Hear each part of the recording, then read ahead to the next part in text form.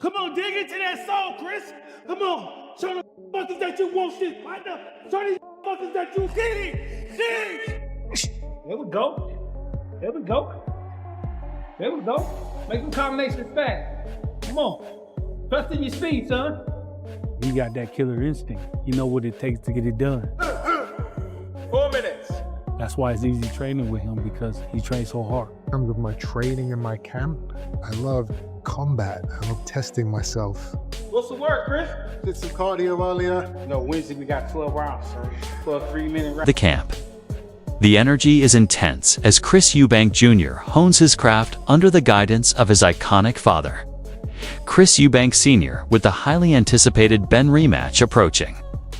The duo is combining classic toughness with modern technical refinement.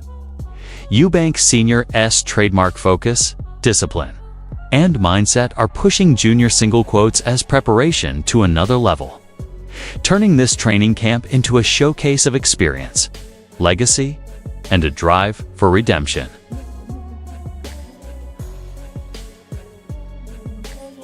No. Beautiful. Beautiful. Work the rope. Work the rope. The Eubank Jr. versus Conor Benn rematch drawing closer. The energy inside Eubank's camp is reaching a peak. Their first encounter, held at Tottenham Hotspur Stadium in April 2025, ended with Eubank Jr. earning a unanimous decision after a grueling 12-round battle. The memory of that hard-fought win fuels every moment of preparation as both sides gear up for another clash. To this fight and find his range, but find his range he did. They just exchanged the rounds one by one. Eventually, Conor Benn looked like he was slowing down, but he found a second wind and managed to take it back to Chris Eubank Jr., particularly just with really aggressive punches. Chris Eubank Jr. working the body, Conor Benn trying to find that knockout punch. It was chaotic, a barrage from both fighters in those final few rounds, and so hard to call. On the fan scorecards, it was level, 114 to 114, and no one could separate these two. But you heard it there. Chris Eubank Jr. wins, and not only does that on unanimous decision, but does it to inflict Conor Benn's first. Copu box data highlighted a clear difference in output, with Eubank Jr. landing 367 of 912 punches compared to Benn's 215 of 593. Despite being the older and more seasoned fighter, Eubank Jr. managed to secure the victory, though concerns centered on his severe weight cut. He came in 0.05 pounds over the limit, was fined, and required precautionary hospitalization due to dehydration after the fight.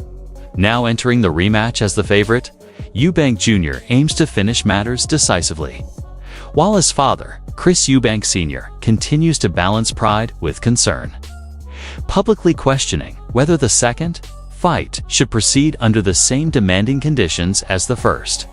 They put a rehydration clause in. They fined him some £500,000 for coming in, 2 ounces over the weight. It was reported to me by Lawrence Lustig, who is a very famous photographer. Junior wasn't even sweating at the end of the fight. Dehydration. These rules are in place to save my son, to save the lives of fighters. Unfortunately, the reporters, the journalists are not doing their job. They're not holding them to account. Gareth Davis, do your job. Simon Jordan, you speak on boxing, do your job. You are not credible if you let these things happen. What you are is a jester. As I said after the fight, Conor Benn is an extraordinary fighter. Fighting at 156 or fighting a fighter at 160, he doesn't get back down to 147. And if he does, he's not the fighter he could have been. They are dangerous, they are reckless. If the Boxing Board of Control don't do what they're supposed to do, which is to block fights from happening which do not abide by the weights and the rules, you are baboons. I'm not a baboon, and I know this life. I've gone up to cruiserweight, fighting Carl Thompson. Watch that fight. Both of them. where you're watching one man who is almost twice the size of me. So it seems, I say this sparingly, seemingly killing me. And it looks like a fight because the smaller guy, me, has heart. And nothing is going to stop me. No threat. Nothing's going to stop me. I'm going to put a picture up of my eye. It looked like my eye was pregnant, giving birth. That's these promoters pulling me into a fight that I need for the money. So I say, no, I'll do it. But the Boxing Board of Control is not supposed to allow that to happen. So now when I speak on it for my own son, people say, oh, well, you know, he's over. Inside Chris Eubank Jr.'s training camp. The atmosphere is focused and disciplined as he prepares for his upcoming rematch with Conor Benn. The team has spent the past few weeks addressing the weaknesses that appeared in their first meeting, working on tightening technique, improving decision-making, and sharpening strategy. Eubank has openly acknowledged that his previous win came through grit, experience, and mental toughness just as much as physical ability. And this time, he aims to turn those lessons into a far more convincing and controlled performance. That session involved and the benefits for him. We call that the Xbox, 6 different stations. You got 3 coaches, you got 3 different obstacles to push you as far as your power shots, your speed, your slipping, your rhythm, your sprints, your endurance on throwing your power shots and stepping over. So we usually do that once a week to push the fighter, and then every week we go up. Pick it up, pick it up, pick it up. Keep pushing. Push. More. There you go. Almost there. Come on, let's go. Come on, Chris. Here we go. Keep it up. Come on. Keep it up. Go.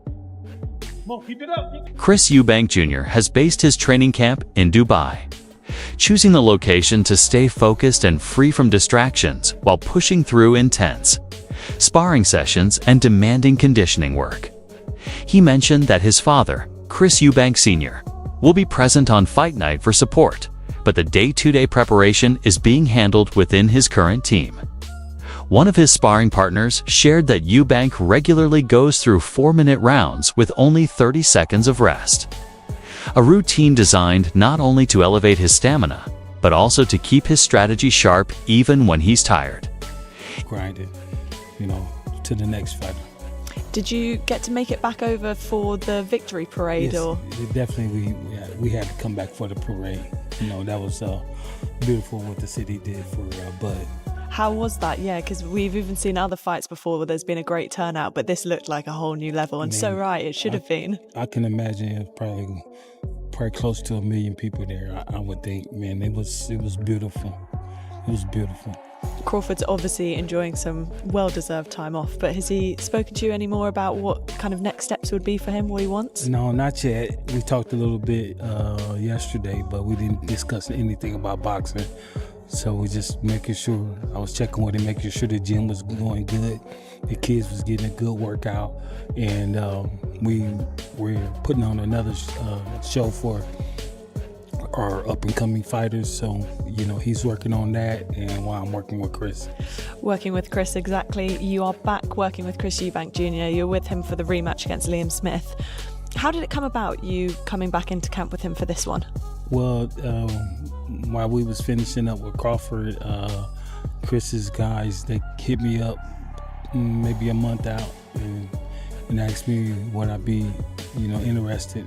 I told them, of course, right away, because I felt like that me and Chris got a good repertoire together and got a good relationship, and we come out with good. Chris Eubank Jr. has reunited with respected coach Brian Eubank McIntyre, the same trainer who helped Terence Crawford reach undisputed status, signaling that Eubank isn't aiming to simply repeat his first win.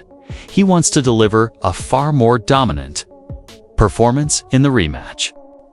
McIntyre has been open about his confidence, saying Eubank already understands what he needs to do and has shown the right mindset throughout camp. He's praised Eubank's intensity, discipline, and drive in the gym, noting that this preparation feels different from past camps because the commitment, focus, and work ethic are all at their highest level. On Conor Benn, and here's why. I believe we've seen this type of fight before. The similarities are unreal. 2008. A 29-year-old Manny Pacquiao faced a 35-year-old Oscar De La Hoya. Oscar De La Hoya was the favorite in that fight against Manny Pacquiao because not only was Oscar De La Hoya an experienced and fantastic fighter, he was just naturally the bigger man, and they thought Manny Pacquiao was insane.